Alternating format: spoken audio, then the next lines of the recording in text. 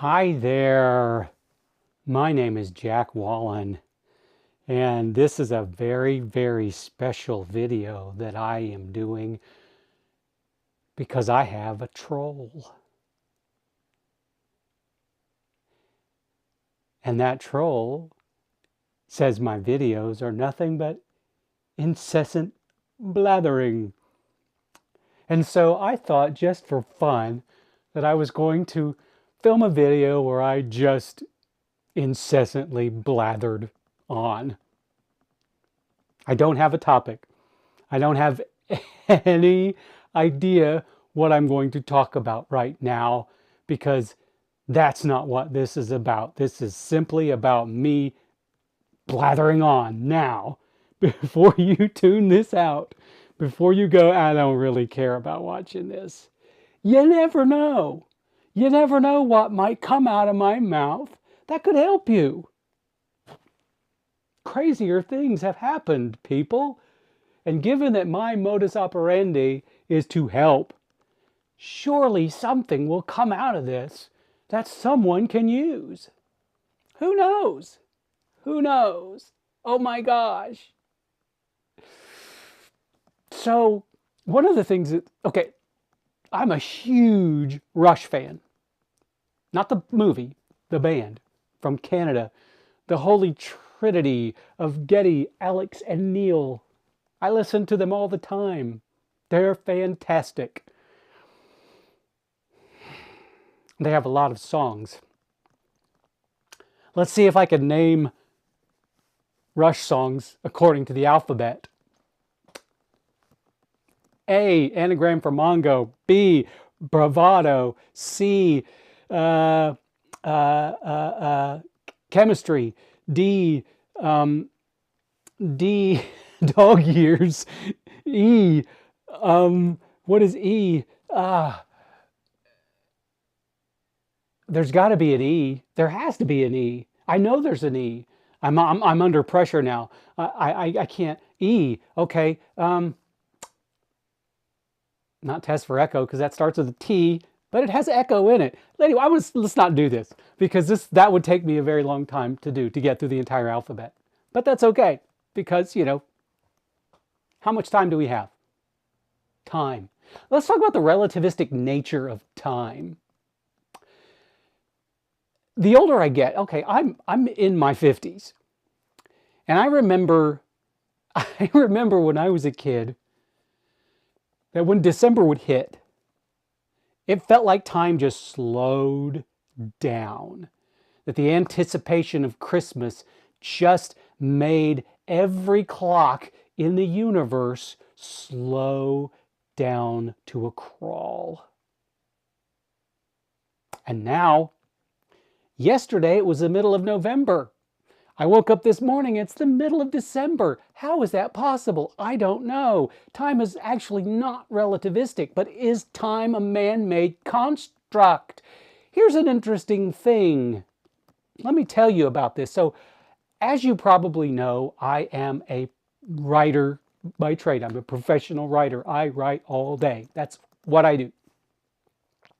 So, I don't really have a start and end time for my day. I wake up, I eat my breakfast, I take care of the cats. Actually, I eat my breakfast, I make my wife's coffee, I take care of the cats, and then I start writing. And usually I start writing roughly around 7:30. And then I write until I'm done. Now, here's the beauty of it. And I understand that this might come off as, I don't know, bragging or privilege or whatever. But because I've been writing for so long, I've been writing for 30 years. And because I've been doing it for so long, I'm a very efficient writer.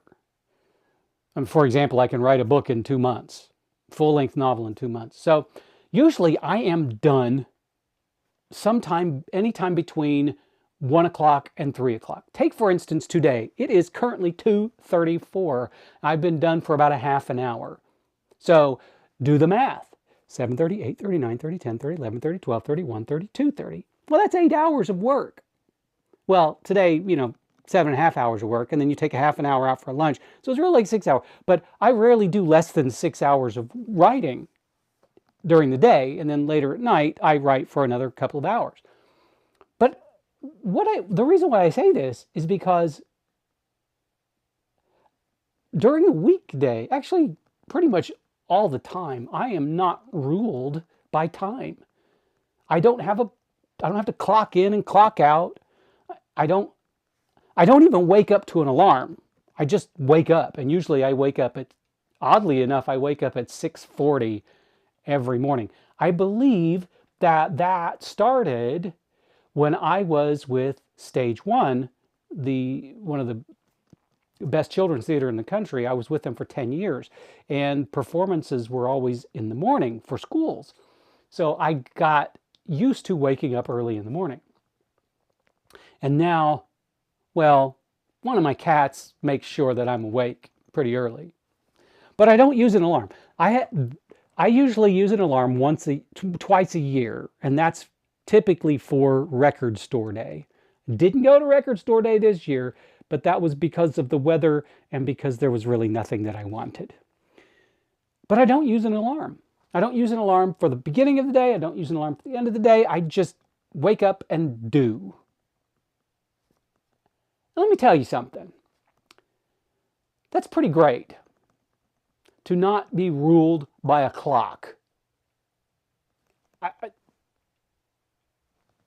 doesn't matter. And the reason why I say that is because it's all of a sudden like my day is just free. Because I can, and again, I said, I know this sounds like I'm bragging or sounds like privilege, but at the same time, I will say this, that being a freelancer has its pros and its cons. Let's talk about the pros. I don't have a boss. I have clients, but I don't have a boss. And I work in my pajamas or whatever it is that I want to work in. I could stand up in my office and work naked if I wanted. Nobody wants to see that, but I could do it. And another pro is that, well, here's a big pro. Again, I understand this might sound like privilege, but I write my fiction Monday, Tuesday, Wednesday. Now, I work very fast and very hard to get all that stuff done. So Thursday, Friday, Saturday, Sunday is all mine. Now, of course, I do still write. I write my fiction at night, 7 days a week. So I don't ever take a break from that because, number one, I love it. Number two, I got to do it because I got to create. Any day that I go without writing or creating something is a bad day for me. Which is interesting. I mean, why is it that even a single day's lack of creation can ruin a day for me? For anybody, for any artist out there? Well, it is that directive to create. It's almost like I can relate it to people that have pets. Like I have cats. I love my cats. I'm a big cat person. I'm a crazy cat man. And if I have to go a day without seeing, petting, holding, scratching, loving, feeding, whatever my cats, something's wrong, which is another reason why I struggle to go on vacations. Now we're back to the pros and cons of freelancing, because here's a big con. I don't get paid time off. If I'm taking time off, I ain't getting paid. That's just the way it is. So I don't have the luxury of say, I'm going to take a week's vacation and jet off to some foreign country, wonderful location like England, where I want to go very badly, or Japan, I want to go very badly, or Australia, I would love to see that. All sorts of Germany, I would love to see a bunch of places. But if I take the time off to go there, if I want to get paid for that time, I got to do all my work beforehand. And I've done it a number of times. Now imagine, I write, let's see, I write 12, 13, 14, 15, 16, 7. I write between 17 and 20 articles a week. Now, if I want to go on vacation, that means the week before I go on vacation, I have to double that. And if I don't double that, I just don't make any money the week that I'm on vacation. And I mean, you know, got to pay the bills. The mortgage doesn't pay itself. That's a big con. Another big con is there are no raises. I don't get a raise. I haven't had a raise in, I don't remember. If I want to make more money, I have to do more work. And there's another con. Now, this is a con that is pretty much shared by everybody around the world. There is absolutely no job security. Clients can disappear like that. Last year I lost 2 clients. One of them, and the year before I lost one, and it was a big client. Now, I get it. None of us have job security. And as much as we would love to have job security, it's just not going to be there. My father was a fireman for over 30 years. And he knew that job was always going to be there. As long as he was capable of doing the job physically, he had a job. And when he left that job, he got a pension.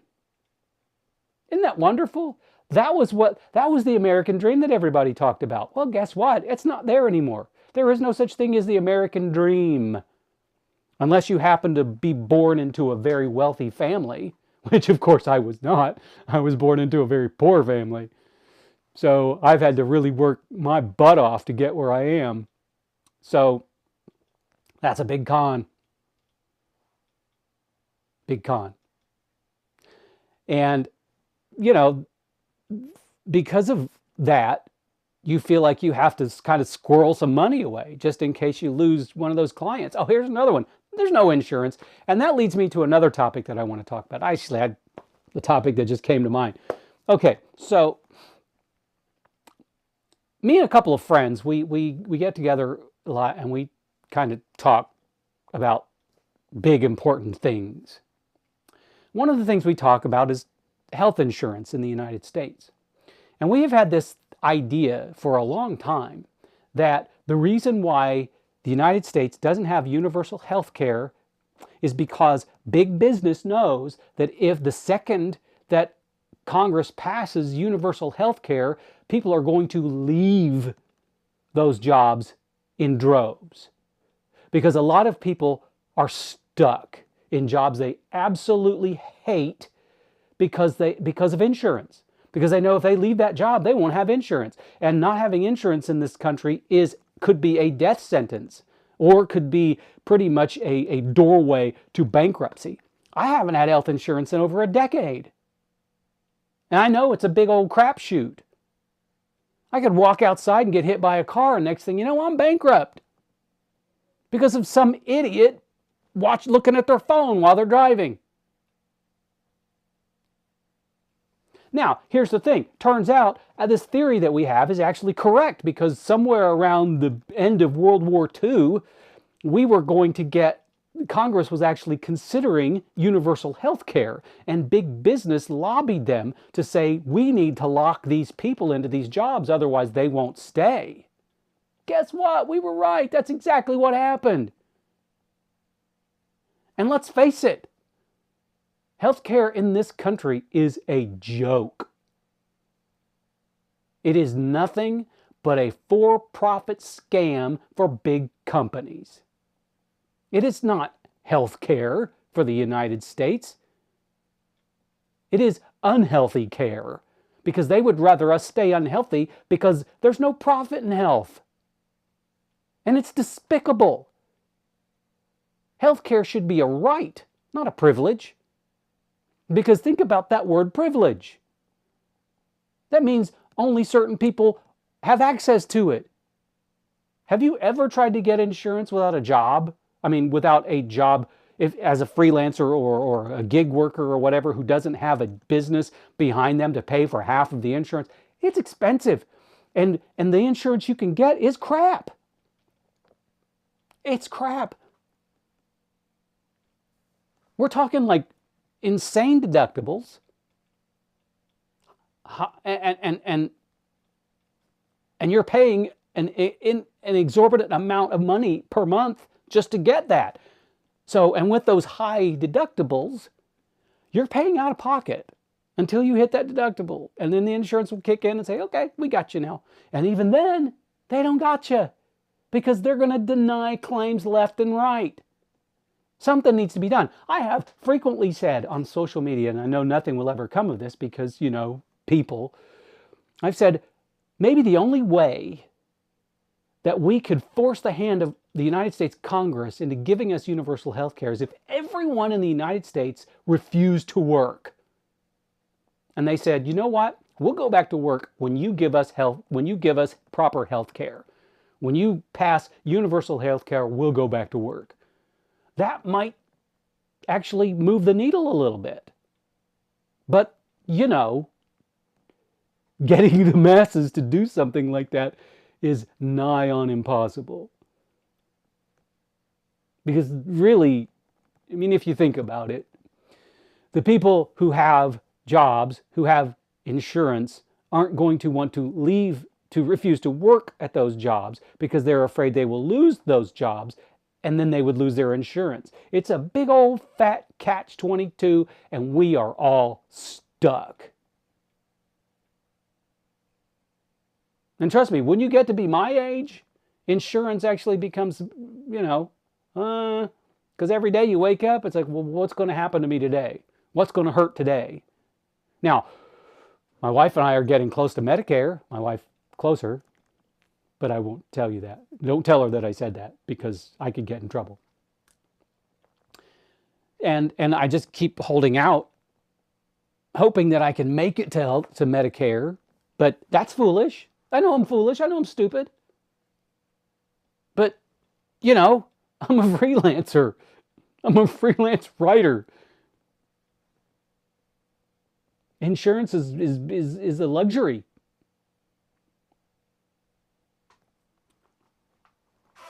Just like a Maserati or a Porsche. It's a luxury. I can't afford a Porsche. I don't have Porsche money. I don't have yacht money. The other night, my wife said, we should have a lake house. I'm like, we don't have lake house money. And we're not lake house people. We're barely beach people.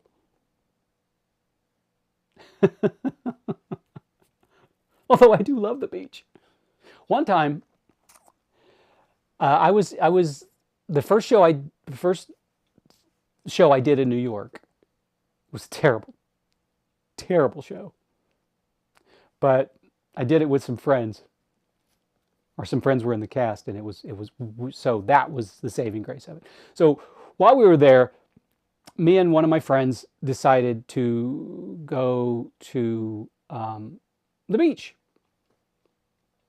And it was the near the Bronx Aquarium. Bronx Aquarium or Brooklyn Aquarium? One of those. I don't remember what it's called. It's been so freaking long.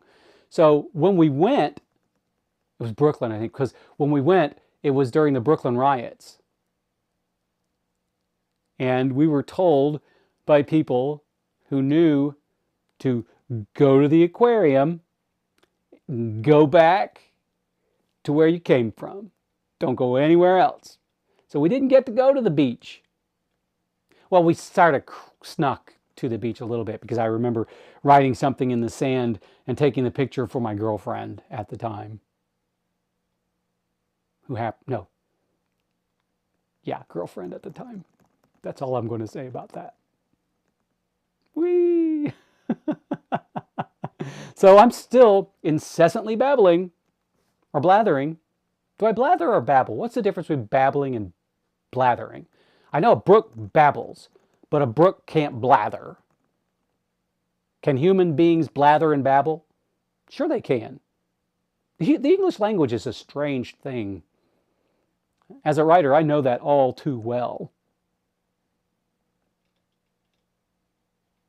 So, if you want to know, my Achilles heel as a writer is the comma.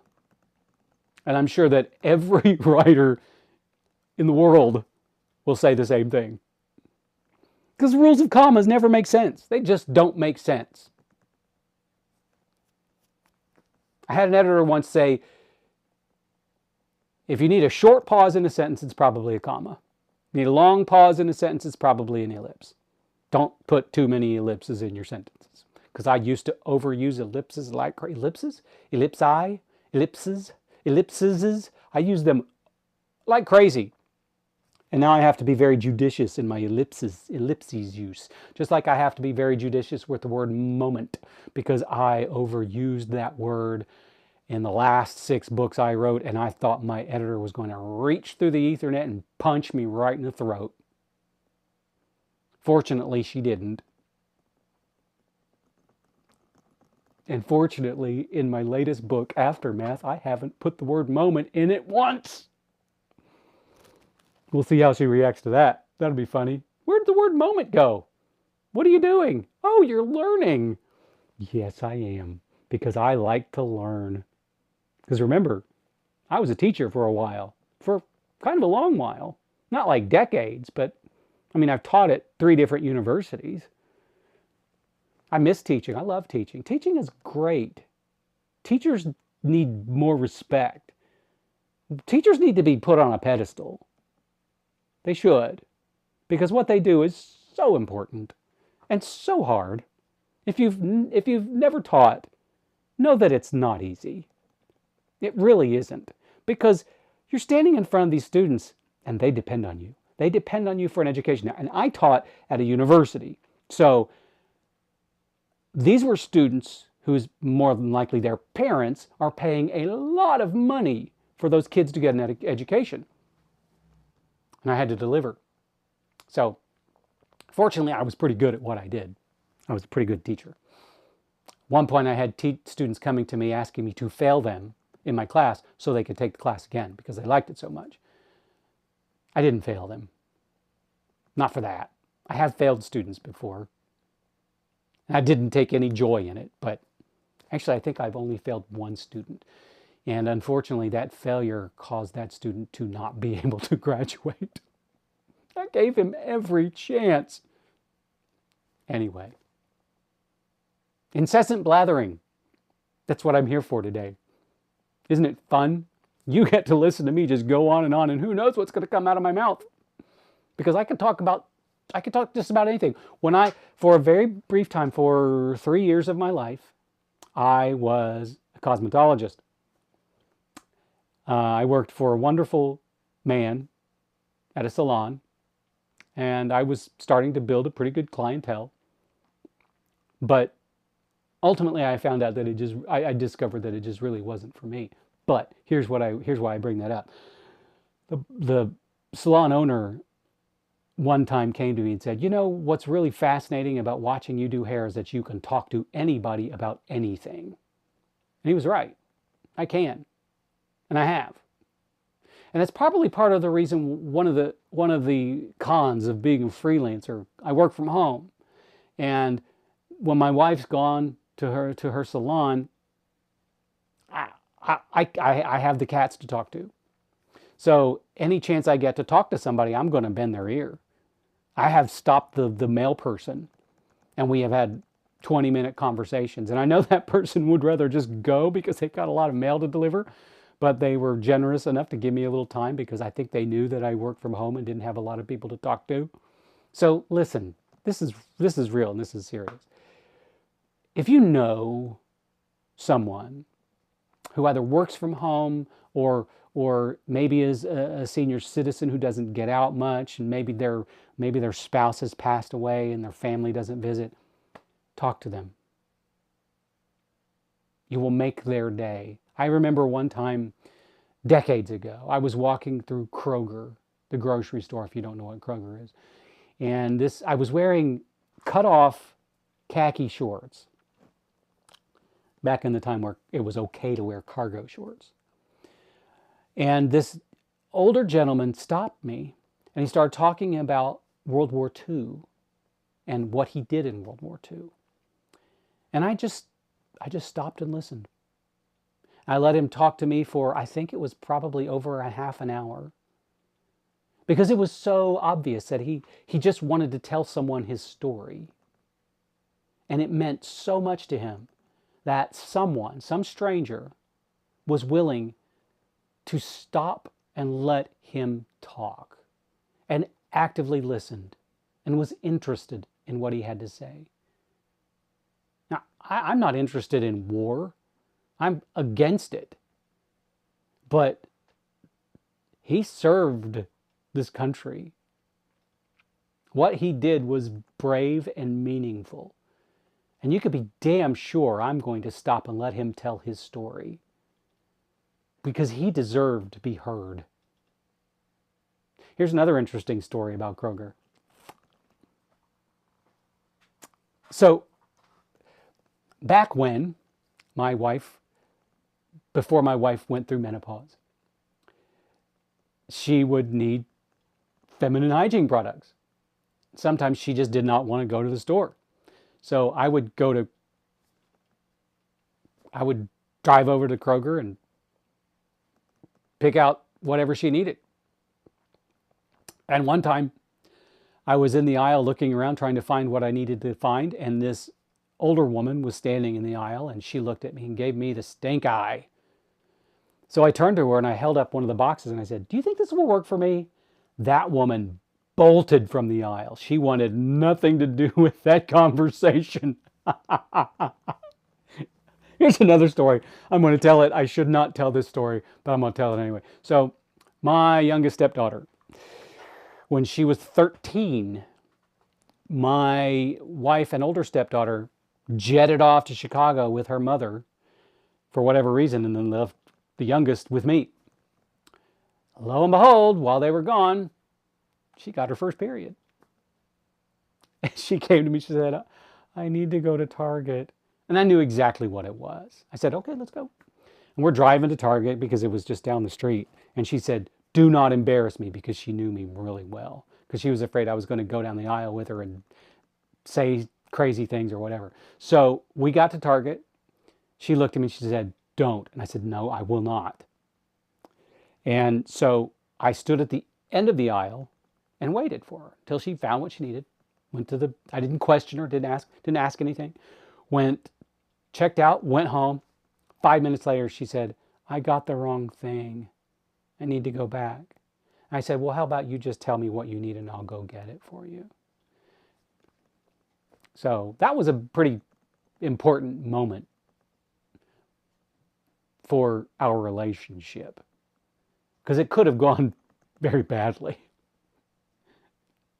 I think one of the things I have tried to do all my life is handle everything with as much grace as I can. And sometimes I fail and sometimes I succeed. But I think the important thing is to try. It's just like being kind. You're not always going to be successful at being kind, because I've had instances where I thought I was being kind and it's backfired. But for me, the important thing is that I try. And every day I try to do something kind for other people. Because why not? The world needs it. I mean, it's just like, to bring this full circle, just like when I got the notification of the comments from this person, and they were all negative, and so I went to my YouTube channel, and one of the comments was just, "You're wrong," and I said, well, please explain. I would like to hear your take on this. And there was another comment, and my response was, "Well, everybody's welcome to their opinion." And what good would it have done me to be combative in those comments? It doesn't move the needle forward at all. And I don't want to make enemies. I mean, I know everybody's not going to be my friend. I know everybody's not going to agree with me. Now, I know that some people are going to watch my videos and go, this is incessant blathering. Because yes, I know I do blather. I blather a lot. But hopefully within all that blathering, there's some little golden nugget that you can carry away from it, and it will help you in some way. Isn't that kind of the beauty of the internet? Isn't that what it should be used for? To help others, to lift others up, and to seek out help when you need it? Wouldn't that be great if everybody on the planet looked at the internet that way? If everybody logged into their computer in the morning thinking, what can I do to help somebody today? Instead of, what can I do to hurt somebody today?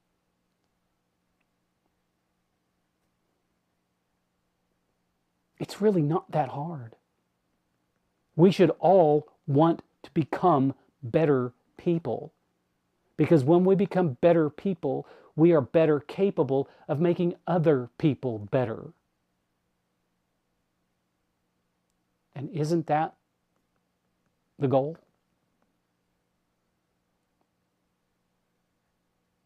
I like to think that a rising tide lifts all boats. I don't want to think that a rising tide drowns everybody else. And I know, there are selfish people out there. There are people who are malicious and hurtful and really don't care how their words and actions affect others. But I also like to think that the majority of people aren't like that. And I hope so much that through these videos, I have done something to help someone. Because if I can't help someone, then what's the point?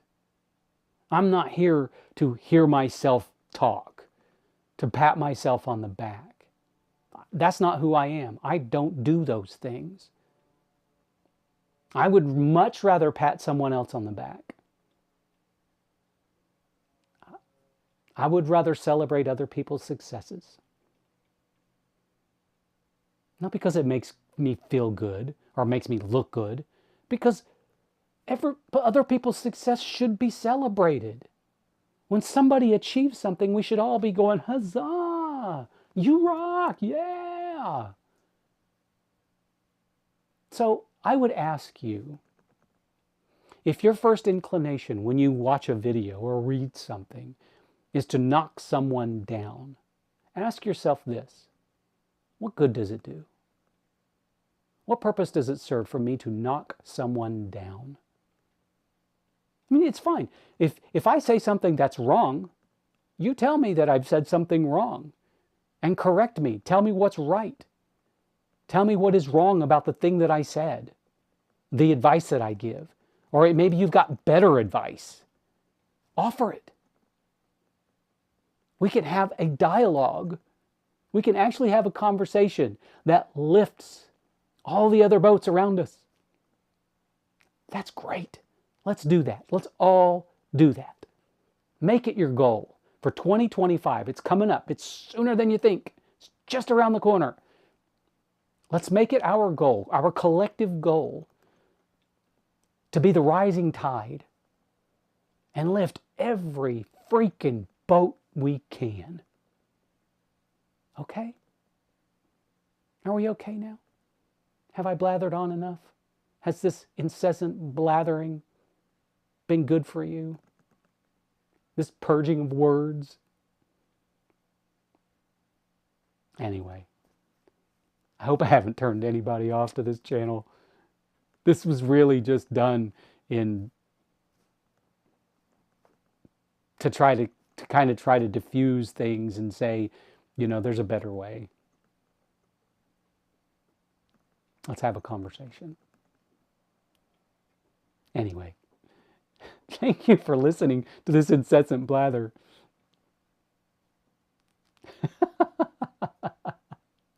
Let's just be happy. Let's just have a good day, okay? Anyway. Kind of screwed up my end game there. Anyway, I hope that you and everyone you know and love, even the trolls in your life, have a wonderful, wonderful day.